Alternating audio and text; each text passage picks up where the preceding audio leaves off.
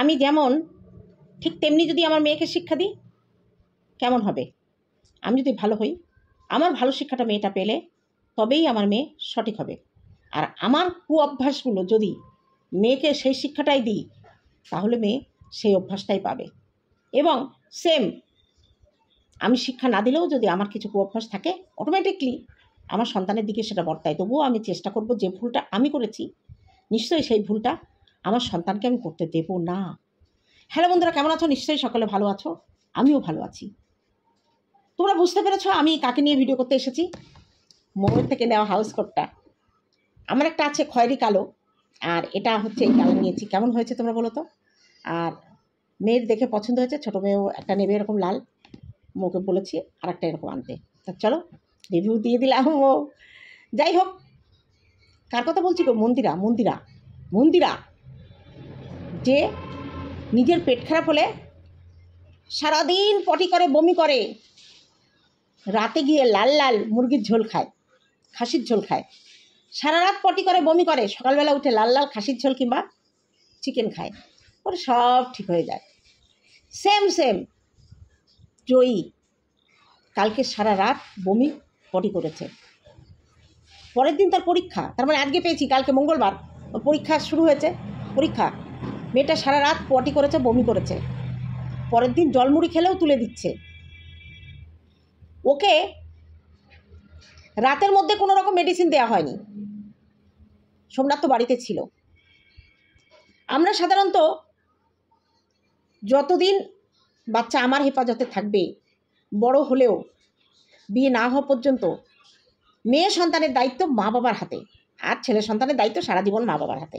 বিয়ের পরে বউ কিছুটা নেয়। তা এই মেয়েটা মাঝে মাঝেই অসুস্থ হয় পেটের রোগে, ও মাঝে মাঝে অসুস্থ হয় পেটের রোগে। ওদের বাড়িতে কিন্তু বছরে 3-4 বার ওরা সবাই পেটের রোগে আক্রান্ত হয়। তার একমাত্র কারণ ওদের খাওয়া দাওয়া, পরিষ্কার পরিচ্ছন্নতা ঠিক নয়। ঠিক নয়। তোমাকে ভালোবাসি, কিন্তু তোমার এই কথাগুলো তো বলবোই না। আজকে জানি মন্দিরার গায়ে ঝাল লাগবে, যেমন প্রিয়া এখন আমার কথা, আমাদের কথা সহ্য করতে পারে না, কারণ আমরা ভালোবাসি বলে তাদের জিভ দিয়ে চেটে সাদা করে দেবো সেই পরিস্থিতি বর্তমানে নেই। যেটা দেখবো সেটা বলবো, কারণ আমি দেখেছি ব্লগারদের কাছ থেকে কোনো ফায়দা নেবও না, কোনো ফায়দা দেবও না। ভালোবাসা এক জায়গায়, ভুলটা এক জায়গায়, শুধরানোর জন্য বলাটা আর এক জায়গায়। কন্ট্রোভার্সি ক্রিয়েটার, আমার যদি নীতি ঠিক রাখতে হয় তাহলে ভুলটা ভুল। যাই হোক, মন্দিরার মেয়ে অসুস্থ, রাতে কোনো মেডিসিন পড়েনি। আমরা কি জানি বাচ্চারা একবার বমি করলে কি দুবার বমি করলে, দুবার পটি করলে সঙ্গে সঙ্গে আমরা ওষুধ খাওয়াই, আর বাচ্চাদের ঘরে ওষুধ রাখতে হয়। সে এক্সপায়ার হয়ে ফেলে দেবো, কিন্তু তবু জ্বরের ওষুধ, বমির ওষুধ, পায়খানার ওষুধ, এগুলো বাচ্চা বুড়ো সবার জন্যই রাখতে হয়। জ্বরের ওষুধ এগুলো রাখতে হয়, কাশির সিরাপ বাচ্চাদের এগুলো রাখতে হয়। রানাঘাটের মতো জায়গায় থাকে, বাড়িতে গাড়ি রয়েছে, রাতের বেলায় কেন মেয়েকে ডাক্তার কাছে নেওয়া হলো না? সোমনাথ তো জানে পরের দিন সে বাড়ি থাকবে না, নাকি সোমনাথ যাওয়ার পরে সকাল থেকে শুরু হয়েছে, সেটা কিন্তু ক্লিয়ার করে বলেনি। বাড়িতে মা রয়েছে, বাবা নেই, মায়ের ক্ষমতা হয়নি মেয়েকে ডাক্তার দেখিয়ে আনা। মেয়েকে ডাক্তার দেখিয়ে আনা ক্ষমতা হয়নি। অনেক প্রাইভেট চেম্বার আছে, অনেক প্রাইভেট ডাক্তার বসে, হসপিটাল আছে, আর প্রত্যেকের বাড়িতে একজন, মানে পরিবারের একজন তো ডাক্তার থাকেন, যিনি যে কোনো সময় ফোন করলে কিংবা নিয়ে গেলে, যে ফ্যামিলি ফিজিশিয়ান যেটাকে বলে, সেরকম কোনো ব্যবস্থা নেয়নি। সোমনাথকেই সেই ব্যবস্থা করতে হয়েছে সেই কল্যাণী থেকে। কেন মন্দিরা? একটুখানি স্বাবলম্বী হওয়া যায় না? একটুখানি স্বাবলম্বী হতে হয়। সোমনাথ বাড়িতে নেই, হঠাৎ যদি কোনো বিপদ হয় কী হবে? তোমাকেই দৌড়াতে হবে, সেই জায়গাটা তোমার করে রাখতে হবে। আগে বাবা ছিল, বাবাকে মনে হয় ডাক দিলে হয়ে যেত। যাই হোক, তুমি কোনোদিনই স্বাবলম্বী হতে পারবে না, কারণ আমি শুনেছি এবং দেখেছি তুমি সোমনাথ ছাড়া একটা পা কোথাও দিতে পারো না। তোমার জীবনে সোমনাথ বডিগার্ডের থেকেও যদি কিছু হয়, সেটা তুমি একা চলতে পারবে না, এক পা তুমি একা ফেলতে পারো না। এটা অনেকে পারে না, কিন্তু আমি মনে করি প্রত্যেকটা নারী পুরুষ স্বাবলম্বী হওয়া উচিত। সে তুমি অর্থনৈতিক দিক দিয়ে স্বাবলম্বী, কিন্তু তুমি মানসিক শারীরিক দিয়ে স্বাবলম্বী নয়। তোমাকে কাউকে না কাউকে ভর করে কিছু করতে হয়, বিশেষ করে সোমনাথকে। আর সোমনাথ যে কাজে যেতে পারে না, সোমনাথ যে এই যে বাড়িতে বসে থাকে, এর একমাত্র কারণ তুমি। কারণ তাকে তুমি তোমার প্রয়োজনে বাড়িতে বসিয়ে রেখেছো, শুধু সোমনাথের দোষ দিলে হবে না। এখন যে বিজনেসটা করছে, এই বিজনেসে তোমার শরীর খারাপ হলে সোমনাথ কিন্তু একা গিয়ে বাজার করে নিয়ে আসতে পারবে, কিন্তু সোমনাথকে ছাড়া তুমি কি শাড়ি কিনে এনে বিজনেস করে দেখাতে পারবে? পারবে না। যাই হোক, আমি ভুল হতে পারি, হয়তো পারতেও পারো। যাই হোক, এখন সোমনাথ স্বাবলম্বী হয়েছে, এখন আর বলার জায়গা নেই। খুব ভালো লাগছে যে সোমনাথ বিজনেসটাকে বেশ মজা করে করছে। এটাই, নিজের কাজ যদি মজা করে না করা হয়, সেই কাজের প্রতি আগ্রহ বাড়ে না, আর আগ্রহ না বাড়লে ভেতর থেকে কাজটাকে ভালোবাসা যায় না। যাই হোক, মেয়ের বমি পায়খানা হয়েছে, ডালিয়া দেয়া হলো, সব সবজি দিয়ে ডালিয়া দেয়া হলো খেতে, ভালো কথা, খারাপ না, খাবারটা ভালোই। তবে সব থেকে ভালো হতো যদি ওর মধ্যে কাঁচকলা কিংবা কাঁচকলা দিয়ে ভাতের কাই করে খাওয়ানো, এটা দরকার ছিল। খাইয়েছে, ভালো কথা। মেয়েকে স্কুলে নিয়ে গেছে, মা বসেছিল। আজকে মন্দিরাকে অনেক দায়িত্ববান মা বলে মনে হচ্ছিল। স্কুলে মেয়েকে দিয়ে চলে আসেনি, সোমনাথ তো মেয়েকে রেখে চলে আসে, হয়তো আজকে সোমনাথ থাকলেও থাকতো। যাই হোক, মন্দিরা বসেছিল, মা মেয়েকে নিয়ে ফিরে এসেছে। মেয়ে কিন্তু একবারও মুখে করে বলেনি যে মা আমি চিকেন খাবো, আমরা কিন্তু ভিডিওতে সেরকম দেখিনি। ও মেয়ের সামনে বলছে আজকে চিকেনের অর্ডার দিয়েছিলাম, কিন্তু চিকেনটা বারণ করে দিয়েছি। ভালো কথা, আজকে নর্মাল খাও, বাজার থেকে অর্ডার দিয়ে কাউকে দিয়ে জ্যান্ত জিওল মাছ কিনে এনে কাঁচকলা আলু দিয়ে ঝোল করে খাও। পেঁপে খেলে পায়খানা হলে পেঁপে খাওয়া ঠিক না, পেঁপেতে পায়খানা নরম করে, যদি বারবার পটি হয় তাহলে পেঁপে না খাওয়া ভালো। কাঁচকলা পাতলা ঝোল করে খাওয়াটা জিওল মাছ দিয়ে সব থেকে ভালো, যে কোনো জ্যান্ত মাছ দিয়ে খাওয়া যায়। লঙ্কা চিড়িয়ে কালো জিরে ফোড়ন দিয়ে একটু কাঁচা জিরে বেটে দিয়ে গরম গরম একটু নরম করে ভাত নামিয়ে মেয়েকে খাইয়ে দিলে সব থেকে ভালো হতো রাতের বেলা। না, ডালিয়া খেলো, তাও মুগ ডাল দিয়ে, সেটা তবু ঠিক ছিল। রাত্রেবেলা চিকেনের পাতলা ঝোল হলো মশলা দিয়ে। কি সাহস মন্দিরা! প্রত্যেকবার মেয়ের কিন্তু পরীক্ষার সময় একবার না একবার পায়খানা বমি হবেই। আমরা সাধারণত বাচ্চাদের যখন পরীক্ষা সামনে আসে তখন খুব সচেতন রাখি যে যাতে তার জ্বর না আসে, যাতে তার শরীরটা ঠিক থাকে। এটা একজন মায়ের আদর্শ মায়ের কর্তব্য। তা তোমার মেয়ে সারা রাত যেখানে পটি বমি করলো, সেখানে ওষুধ যতই দাও, ওই দিন রাতে মানে মঙ্গলবার রাতে তোমার ওই চিকেন, দেশি চিকেন আরও তোমার করাটা উচিত হয়নি। সত্যি তোমার সাহস আছে, সত্যি তোমার সাহস আছে, যে সাহসটা আমরা দেখাতে পারতাম না। আমরা দুটো দিন পেটকে রেস্ট দিতাম, নিজেরাও খেতাম না।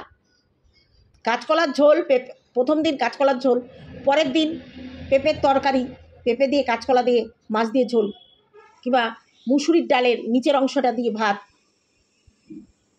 এগুলো দিয়েই কিন্তু আমরা সাধারণত পেটের প্রবলেম হলে তার দুদিনের মেনু থাকে আমাদের বাড়িতে। আমাদের কেন, সবার বাড়িতেই। একটা পেট খারাপের রুগীকে রাতেই মাংসর যেমন করেই রান্না হোক দেওয়াটা ঠিক হয়নি। এত সাহস দেখানো ভালো না, বিশেষ করে বাচ্চাদের। তুমি পেট খারাপ হয়ে খাসির মাংস খাও না মুরগির ঝোল খাও, সেটা আলাদা ব্যাপার। তুমি মেয়েকে সেইভাবে কেন তৈরি করছো? তুমি বলো যে তোমার পেট খারাপ হলে নাকি খাসির লাল লাল ঝোল খেলে সেরে যায়, সেই অভ্যাসটা, সেই শিক্ষাটা মেয়েকে কেন দিচ্ছ? কেন ভালো কিছু শিক্ষা দেওয়া যায় না? মেয়েটার শরীরে কিছু আছে কিছু। তোমার এই অনিয়মিত খাওয়া দাওয়া এবং হাইজিন মেনটেন না করে খাওয়া দাওয়া তোমার মেয়ের এই শরীর অসুস্থতার কারণ। রোগা হতে পারে, কিন্তু ওর ইমিউনিটি পাওয়ারটা কম আছে। সেটা তৈরি করেছো একমাত্র তুমি, তোমার জন্য এই অবস্থা হয়েছে। আজকে একজন বাচ্চার মা, সে আগে তার বাচ্চার স্বাস্থ্য দেখবে, তার বাচ্চার কিসে ভালো হয় সে দেখবে না। এই অবস্থায় মেয়েকে ইলেকট্রলের জল খেতে দিচ্ছ, দারুণ জিনিস ওটা, সেটা বারবার করে খাওয়াও। আর শক্ত খাবার দিতে হয়, ডালিয়া রান্না করে দিয়েছো, এটা ভালো করেছো। যতই ওষুধ খাক, শক্ত খাবার না দিলে পটিটা নর্মালে আসে না। তাই বলে মুরগির ঝোল, আমি আশ্চর্য হয়ে যাই। সকালবেলা দুধ চা খেলে তোমার পেট ব্যথা করে, অনেক দিন ধরে শুনছি এটা। আর ঠিক নাচতে নাচতে গিয়ে শ্বশুর বাড়িতে জানো শাশুড়ির দুধ চা করে, ঠিক সেই দুধ চাটা তুমি খেলে এবং খেয়ে যথারীতি তোমার পেট ব্যথা করছে। এগুলো নিজে বলে না লোভে পাপ, পাপে মৃত্যু, তোমার হয়েছে তাই। আমি দিনে 1 কাপ দুধ চা খেতে পারি, এটা ডাক্তারের কাছ থেকে আমার পারমিশন নেওয়া, তাও আমুল দুধের চা, নট ওই প্যাকেটের দুধ, মানে গরুর দুধের কোনো কিছু আমি আমাকে খেতে না করেছে। আমুল তাজা যাই খাই, আমুল গোল্ড, এগুলো দিয়ে দুধ খেলে আমার সহ্য হয় না। আর একবার দুধ চা না খেলে আমার পটি ক্লিয়ার হয় না। সকালবেলা লিকার খাবো, সন্ধেবেলা, দুপুরে অফিসে যদি থাকি লিকার চা খাই, সন্ধেবেলা 1 কাপ আমুল দুধের চা খাই। গরুর দুধ খেলেই গ্যাস হয়। আর সকালবেলা দুধ চা তুমি যে দুধেরই খাও, আমার গ্যাস, আমি খাই না, আমি মরে গেলেও খাবো না। চা খাবো না তাও ভালো, চা খাবো না তবু চিনি দিয়া চা খাবো না, আর চা খাবো না তবু সকালবেলা গরুর দুধের চা খাও, গরুর দুধেরই চা খাবো না। না হলে না হলো, খেলাম না, লাল চা খাবো। রোজ দিন যে দুধ চা খাই তাও কিন্তু নয়।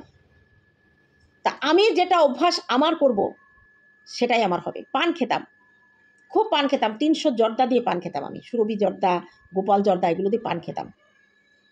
আমার নাতনি হওয়ার পরে, তখন বাচ্চা, আমি যখনই ওর মুখের কাছে মুখ নিতাম করে সরিয়ে নিত। আমি বুঝতে পারি না এরকম কেন করে। চুমু খাই না আমি, ডাইরেক্ট বাচ্চাদের মুখে আমরা চুমু খাই না, তবুও একটু কাছে কাছে গালে গালটা ঠেকালাম। তা আমার বিয়ান বলে কি, খাবে না তুমি, পান খাও না। আমি সেই দিন প্রতিজ্ঞা করে সেদিনই পান ছেড়েছি, পান খাই না। একটু জোয়ান মৌরি ভেজে মুখ শুদ্ধি, এই যে এটার আবার রেসিপি একজন চেয়েছিল, এই যে এইটা একটু করে মুখে দিই, এবং এটা হজমের, জিরে, জোয়ান, মৌরি, 3টে জিনিস আলাদা আলাদা করে আমি এক জায়গায় করে রাখি, এবং আমার বাড়িতে যে আসে এইটার মানে ফ্যান হয়ে যায়। যেমন আমার বড় জামাই এসে হাত পাতে, আর মৌ কল্লোল এসেছিলো, কল্লোল এটা খেতে ভালোবাসে। আর সোমনাথের সঙ্গে দেখা হলে সোমনাথ বউ, আন্টি তোমার মশলার কৌটোটা কই। পরিমাণটা আমি বলে দিচ্ছি, যদি 100 গ্রাম মৌরি দাও, 50 গ্রাম জোয়ান দেবে, 25 গ্রাম কি 20 গ্রাম জিরে দেবে, আলাদা আলাদা ভাজতে হবে। আমরা জানি জোয়ান জিরেটা হজমের খুব উপকারী, তার সঙ্গে মৌরি থাকলে মৌরিটাও খুব ভালো, আর মানুষের ওজন কমাতে সাহায্য করে। এটা যদি গুঁড়ো করে প্রত্যেক দিন সকালে 1 চামচ জল, মানে 1 চামচ 1 গ্লাস জলের মধ্যে গুলিয়ে খাওয়া হয়, ওজন কম হয়, এবং দাঁতের তো ব্যায়াম হয়। যাই হোক, এর মধ্যে একটু ডাক্তারি করে ফেললাম। এই হচ্ছে আমাদের মন্দিরার স্বভাব। তাই মন্দিরাকে বলি, একটু পাল্টাও না, নিজেকে তো পাল্টাতে পারলে না, ওই চাকদা স্টেশনের পাশে ঝুপড়িতে তোমাকে যেতেই হয়, সেই নেশা তুমি পাল্টাতে পারো নি। আর নেশা কখনো নিজে না ছাড়লে কেউ তাকে ছাড়াতে পারে না। এবার আসি, মন্দিরার এইটুকুই বলার ছিল। তাছাড়া ওর ভিডিওতে এখন ও এগুলো ইচ্ছা করে করে, জানো তো, ওই যে ইচ্ছা করে করে, ওকে নিয়ে ভিডিও করা হবে, কন্ট্রোভার্সি চাই। ভিউজ একটু কমে গেছে, কারণ ও ব্লগ কম বিজনেস দেখাচ্ছে বেশি, ব্লগ কম বিজনেস দেখাচ্ছে বেশি। আর ওকে মানুষ বিজনেস থেকেই ভালোবেসেছে, মানে ব্লগিং থেকেই ভালোবেসেছে। যেমন প্রিয়ার গ্রামের কাজকর্ম, সারল্যতা, এগুলো দেখে প্রিয়াকে ভালোবেসেছিল। এখন প্রিয়া 300-এর মালিক, এখন তার আলাদা ঔদ্ধত্য, আলাদা অহংকার ফেটে ফেটে পড়ছে, আর তার ভিউয়ার্সরাও তাকে ঠিক তার জবাব ঠিক মতো দিয়ে দিচ্ছে। যাই হোক, এবার আসি, মন্দিরার চ্যাপ্টার শেষ। এবার আসি আমি আমাদের টিনকে নিয়ে। ও মা গো মা, কচি বাচ্চা, 5 বছর সংসার করেছে, ও মানে 200 গ্রাম চিনি এনেছে। ওর মা বলছে যেখানে 2 কেজির নিচে চিনি আসে না। 50 গ্রাম পনির কিনেছে, ও জানে না পনিরের ওজন কত। ও নাকি সংসার করবে, সংসার, ও নাকি সিঙ্গেল মাদার হবে।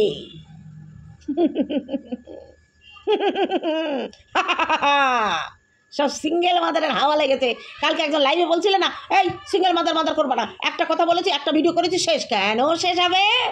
তুমি গাছ লাগাবা, সেই গাছ থেকে ফুটে ফুটে ফুল ফল হবে, আর সেগুলো খেতে হবে তো। আর তা আমাদের টিনু রানী নাকি ফ্ল্যাটে আলাদা সংসার পেতেছে, সেই সংসারে ও একা একা সিঙ্গেল মাদার হয়ে সংসার করবে।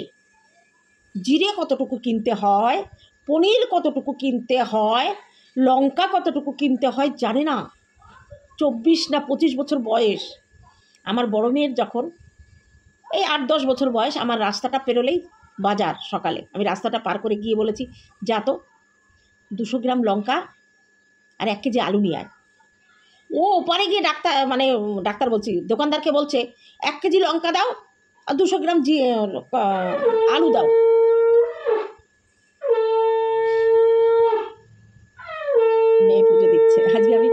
এই হাঁটু ব্যথা তো, সিঁড়ি দিয়ে উঠছি না।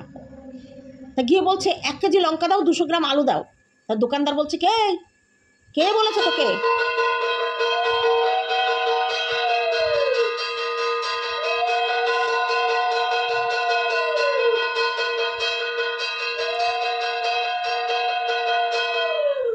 তা দোকানদার বলেছে মা বলেছে, বলছে তোর মা বলেছে 1 কেজি আলু 200 গ্রাম লঙ্কা। বলছে না তুমি বেশি জানো, আমাকে 1 কেজি লঙ্কায় আর 200 গ্রাম আলু দাও। বলছে না তুই তোর মার কাছে ডাক দে, তো দেখি রাস্তার পাশ থেকে ডাক। আমি তো দাঁড়িয়ে আছি পাশে, আমি শুনতে পাচ্ছি অনেকটা। তা বলছে যে এই ও মা তুমি কি বলেছো? আমি বলেছি 1 কেজি আলু আর 200 গ্রাম লঙ্কা।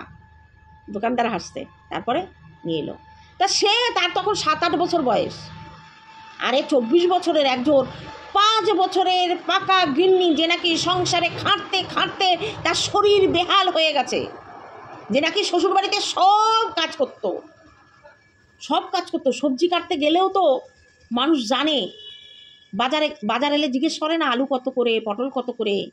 সুগৃহিণী যে বাপের বাড়ি মানে এমন নটঙ্কি করে না, বাপের বাড়ি থেকে তার 18 বছরে বিয়ে হয়েছে, গ্রামের বাড়ি 18 বছর মানে অনেক বড় 18 বছরে বাচ্চা হয়ে সংসার করে দিব্যি চালাচ্ছে। আর ও 18 বছরে বিয়ে হয়েছে, 5 বছর গ্রামের গৃহবধূ হয়েছিল। ও নাকি পনির 50 গ্রামে কতটুকু হয় ও জানে না।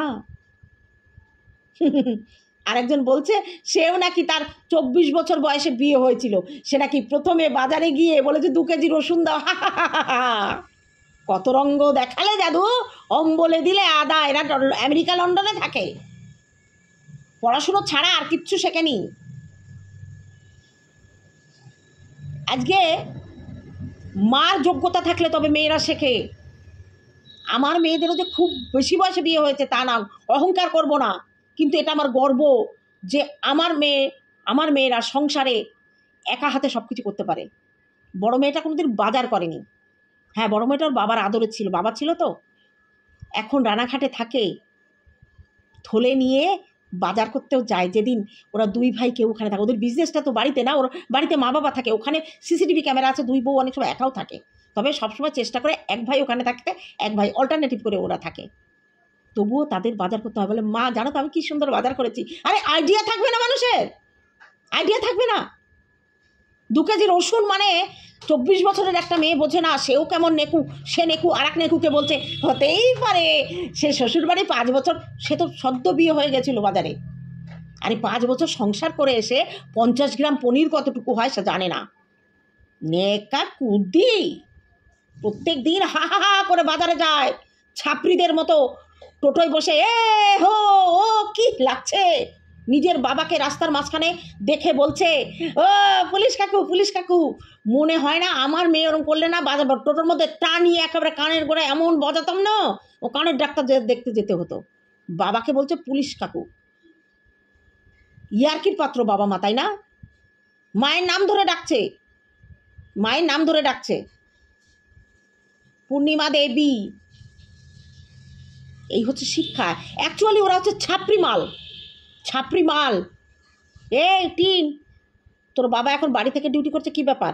ওই মেস থেকে তাড়িয়ে দিয়েছে, ওই নাঙ্গা পুঙ্গা হয়ে সবাইকে দেখাচ্ছিল, বলে দিয়েছে তোমার ব্লগিং তুমি বাড়িতে গিয়ে করো, এখানে চলবে না।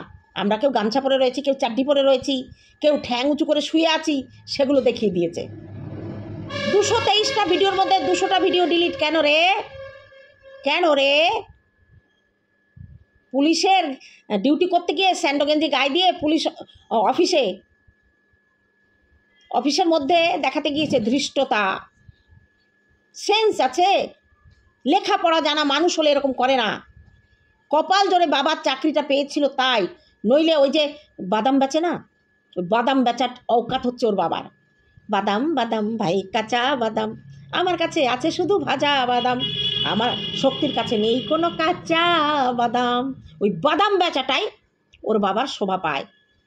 পুলিশের উর্দিটা পরে সেই যোগ্যতাটা ওর নেই, শর্টগুলো করে, মানে বয়স হচ্ছে অত বড়, মেয়ে জামাই নাতি পুতি ছেলে বৌমা সব হয়েছে। একটা শর্ট দেখলাম, ছি তোমাদের একটু দেখাই, দাঁড়াও যদি খুঁজে পাই। দেখো রোমান্টিক রোমান্টিক মেয়ে শ্বশুর বাড়ি ছেড়ে এসে বাপের বাড়িতে বসে ফষ্টি নষ্টি করছে ফোকলার সঙ্গে, লাল শাড়ি গায়ে পরে তার নাকি আবার বিয়ের ইচ্ছা হয়েছে, এখনও ডিভোর্স হয়নি, বিয়ের ইচ্ছা প্রকাশ করেছে। তা দেখো তার বাবা মার রোমান্টিকতা দেখো সোশ্যাল মিডিয়ায়। করবে স্বামী স্ত্রী রোমান্টিক থাকেই, কিন্তু সোশ্যাল মিডিয়ায় দেখো।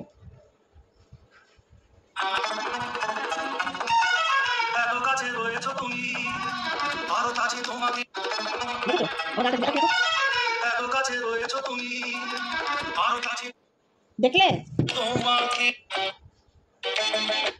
এইটা হচ্ছে ওর বাবা মা। স্বামী স্ত্রী হলেও এই বয়সে এসে এরকম করে করা যায়? বাড়িতে ওরকম উপযুক্ত মেয়ে যদি থাকে, মেয়ে এই রিলগুলো দেখছে, ফোকলা দেখছে, ওদের লজ্জা শরম সম্মান কিছু আছে? তাহলে কি বলবো? নইলে ফোকলা একটা অবৈধ সম্পর্ক, যেখানে ও নিজের স্বীকারোক্তি দিয়েছে শ্বশুর বাড়ি থেকে ছেড়ে আসার আগে যে সে ফোকলাকে ভালোবাসে, ফোকলার জন্য সে সংসার ছেড়ে দেয়। তার বাবা বলেছে সে নাকি শারীরিক সুখ দিতে পারে না সন্দীপ, মানসিক শান্তি দিতে পারে না, এবং অনেককে দিয়ে সে বলিয়েছে, এমনকি তার দিদিকে দিয়েও, ওই ভাইরাল দিদিকে দিয়ে বলিয়েছে যে সন্দীপ নাকি তার বউকে শারীরিক মানসিক কোনোটাই দিতে পারে না, যার জন্য ফোকলাকে বেছে নিয়েছে। সেই মেয়ে এখন বিয়ের ইচ্ছা প্রকাশ করছে, কি অসুবিধা হচ্ছে? দিদি কেন আজকে রেগে যাচ্ছে বিয়ের কথা শুনে? কেন? সে তো নিজে মুখে বলেছে সারাটা জীবন তার সঙ্গে থাকবে। আজকে নতুন করে দিদির খারাপ লাগছে, লাল কাপড় দেখিয়ে বলেছে আমার বিয়ের ইচ্ছা হচ্ছে। তো বিয়ে ইচ্ছা না করবে না তো কি শুধু কামড় খাবে? সে বিয়ের আসরে বসবে না? একটা মেয়ের জীবন কি এই 24 বছরে শেষ হয়ে যাবে? সন্দীপকে তার ভালো লাগে না, সন্দীপের সঙ্গে সে সংসার করবে না।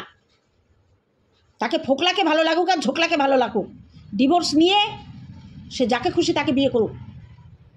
সে ডিভোর্স দেবে না, আবার এদিকে তার অন্য পুরুষের সঙ্গে থাকতে হবে, অন্য পুরুষের সঙ্গে ফষ্টি নষ্টি করতে হবে, আবার এদিকে তার বিয়ের ইচ্ছা জাগলে তখন দিদির খুব রাগ হয়। কেন? সে যখন বাতকুলা ফিরে যেতে পারবে না, তাকে তো বিয়ে করতেই হবে, এবং সেটাই স্বাভাবিক। অবিহত থেকে কারোর সঙ্গে ফষ্টি নষ্টি না করে বিয়ে করে ভদ্রভাবে সংসার করাটাই ঠিক। সেখানে দিদির গায়ে খুব জ্বালা উঠেছে, লজ্জা করে না? ছেলে আছে, তা তুমি জানতে না এতদিন ছেলে থাকার পরেও সে ফষ্টি নষ্টি করেছে ফোকলার সঙ্গে? মানুষের আই ওয়াশ যে না কিছু করেনি। ফোকলার সঙ্গে গীতা পাঠ করতে গেছিল, ওই কোথায়, ওই ঘোষবাড়িতে, ওখানে যে গেস্ট হাউস আছে সেখানে গীতা পাঠ করতে গেছিল। ওকে এরকম আরতি উতারেছে, আরতি দিয়ে পুজো করেছে। নকশামি, তাই না? ভ্যালেন্টাইন ডে যখন মানিয়েছিল তখন ঢেকেছিল না না না না না, অথচ তারা হাতে হাত রেখে দেখিয়েছে যে তারা প্রেমিক প্রেমিকা যুগল, একে অপরের সঙ্গে প্রেমে বদ্ধ হয়েছে, আগামীতে পরিণয়। যখন উকিল বলেছে যে তোমার এই পরিস্থিতিতে তুমি 1 টাকাও অ্যালিমনি পাবে না যদি না তোমার সন্তান তোমার কাছে না থাকে, আর তুমি যেহেতু ডিভোর্স আগে চেয়েছো, আর তুমি যেহেতু এই ধরনের প্রমাণগুলো দিয়েছো, তুমি আটকা পড়ে যাবে, এটা প্রমাণিত হলে তোমার জেল হবে। তখন আমি ছেলে ছাড়া কিচ্ছু চাই না, আমি ফোকলাকে চাই না। ফ্ল্যাট পড়ে আছে নিয়ে, কিসের জন্য ফ্ল্যাট নিয়েছে? 2 দিন পর হোটেলে গেলে লোকে পেদাবে, সেই জন্য সে ফ্ল্যাট একটা নিয়ে রেখেছে। আমার ফ্ল্যাট, আমি যাকে খুশি তাকে নিয়ে সেখানে রাত কাটিয়ে যাব। আমি একটু দেরি করে ঘুমতে উঠি, দেখিয়ে বলবো হ্যালো বন্ধুরা, 12টার সময় এসে বলবো আমি এখন ঘুম থেকে উঠলাম। বুঝাতে পারলাম? আজকে নতুন করে যদি বিয়ের কথা ওর মুখে শুনে কারোর গায়ে জ্বালা হয়, তাহলে বুঝতে হবে অন্য কেস ভাই, অন্য কেস। জ্বালা তো ধরা উচিত ছিল যেদিন কমিউনিটি পোস্টে সে বলেছিল এই কথা, সেদিনই বোঝা উচিত ছিল যে ওই মেয়েটার কিসের নেশায় সে বাড়ি ছেড়েছে, একটা 2.5 বছরের বাচ্চাকে ছেড়েছে। কোনো মা তার এই দুগ্ধপোষ্য শিশুকে ছাড়তে পারে নিজের প্রেমিকের জন্য? সে মা পাওয়া উপযুক্ত নয়। জন্ম দিলেই মা হয় না, বুঝাতে পারলাম? জন্ম দিলেই মা হয় না, মায়ের দায়িত্ব কর্তব্য পালন করতে জানতে হয়। একজন মা বেঁচে থাকে সন্তানের জন্য, একটা বাবা পারে না, বাবা সঙ্গী ছাড়া চলতে পারে না। পুরুষদের সঙ্গী লাগে, কারণ তারা একা চলতে পারে না। কোনো পুরুষ যদি থাকে দুটো একটা, সেটা নিপাতনে সিদ্ধ, কিন্তু অনেক মা স্বামী ছাড়া সন্তানদের নিয়ে বেঁচে থাকতে পারে। তার অনেক উদাহরণ আছে, আমি তো আছি। ওই যে প্রিয়া বলছিল না সিঙ্গেল মাদার, একজন সিঙ্গেল মাদারের যে কত ফাইট, তার জীবনে কত লড়াই, যে হয় সে জানে। এখন আমরা না এমন জায়গায় এসে গেছি না, আমাদের আর কেউ সামনে থেকে আঘাত করে টলাতে পারবে না। আমরা 10 হাতে দুর্গা হয়ে গেছি এখন। বিয়ে বলো, যে কোনো কাজ বলো, দুটো হাত দিয়ে সামলে নিতে পারি। সমস্ত কিছু লড়াই করে ধরে রাখার ক্ষমতা রাখি। এই বয়সে এসে সিঙ্গেল মাদার হব বললে হয় না। আমি ঈশ্বরের কাছে প্রার্থনা করি কেউ যেন সিঙ্গেল মাদার না হয়, সিঙ্গেল মাদার না হয়। স্বাধীনতা আছে, কিন্তু স্বাধীনতার অপব্যবহার বেশি সিঙ্গেল মাদাররা করে। বেশিরভাগ সবাই ভালো থাকতে পারে না। থাকবে কেন? পুরুষরা যদি বউ মরার 7 দিনের মধ্যে বিয়ে করতে পারে, মেয়েরা কেন পারবে না? আমি পেরেছি বলে আমি সবাইকে বলি না যে তোমরা একা থাকো না। একা থাকা বহু কষ্ট, বহু ঝামেলা। যারা পারে তারা সত্যি দুর্গা হয়ে যায়। তা নিজের ঢাকার পিটিয়ে লাভ নেই। আমি খুব ভালো আছি। আমার সমস্ত দায়িত্ব কর্তব্য আমি নিজে হাতে পালন করছি। নিজেকে খুব হ্যাপি মনে হচ্ছে। তা চলো, হ্যাপির কারণটা জানতে চেও না? আজ এইটুকু থাকলো, দেখা হবে অন্য ভিডিওতে। ততক্ষণে তোমরা সাবধান তো, কারণ আমার হাঁটুটা না অনেকটা ভালো হয়েছে, এ দেখো। তবে সিঁড়ি ভেঙে উঠতে অসুবিধা হবে, কদিন একটু তো রেস্ট দিতেই হবে। এই মেয়েই বেশি কিছু করছে, আমি একটু টুকটাক করছি। তা টাটা টাটা, আমার ভিউয়ার্সদের জন্য এটা।